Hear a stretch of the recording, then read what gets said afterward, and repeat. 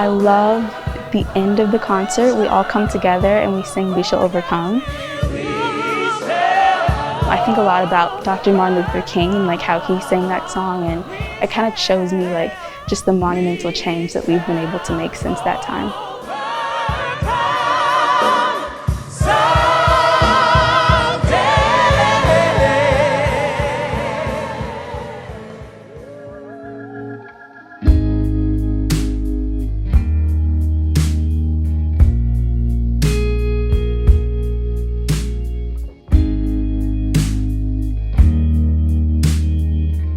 My father, the late Reverend Christopher Moore, arrived in Hyde Park, and at the time, the neighborhood was very, very intentionally segregated. He was quickly convinced, both by the congregation and his personal social justice mission, to try to create an environment, a program, that would help to bring people of differing ethnic and religious backgrounds into Hyde Park.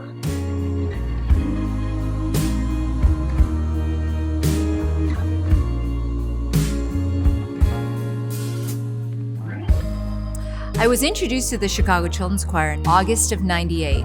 I remember going into a school at 71st and Honoré and seeing the most beautiful children, and we connected through song.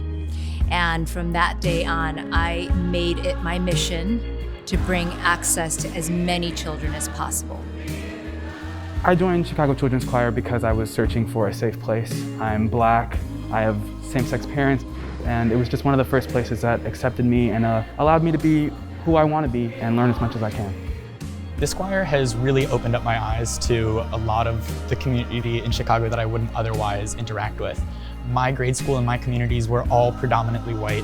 I knew like almost no Black kids before I was in choir.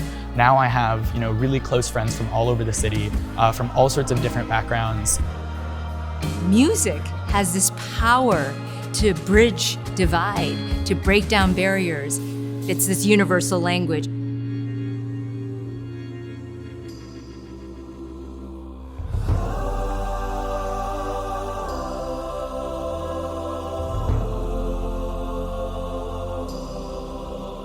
It was a powerful moment just to be able to process the trauma, and for our CCC kids to know that they have a space where they can go and unload their deepest fear and anger, and to be able to channel that energy through to our Juneteenth concert, I think was a very important moment for this organization.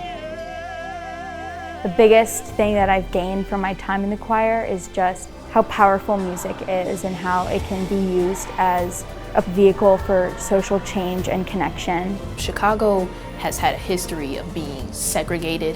I think having a program like this where people from different areas come together and just sing, talk about how you're feeling, it really changes how you think about the world. It makes you say, man, maybe there is some good out there.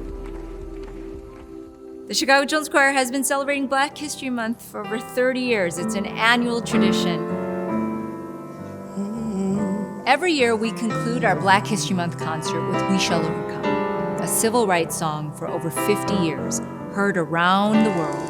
We shall overcome.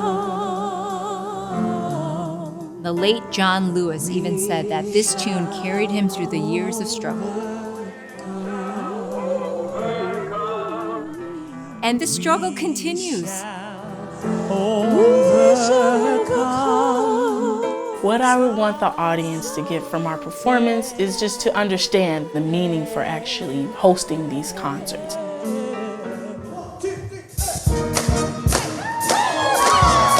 A lot of these kids are coming from these neighborhoods where they see the stuff that the people went through in the past every single day.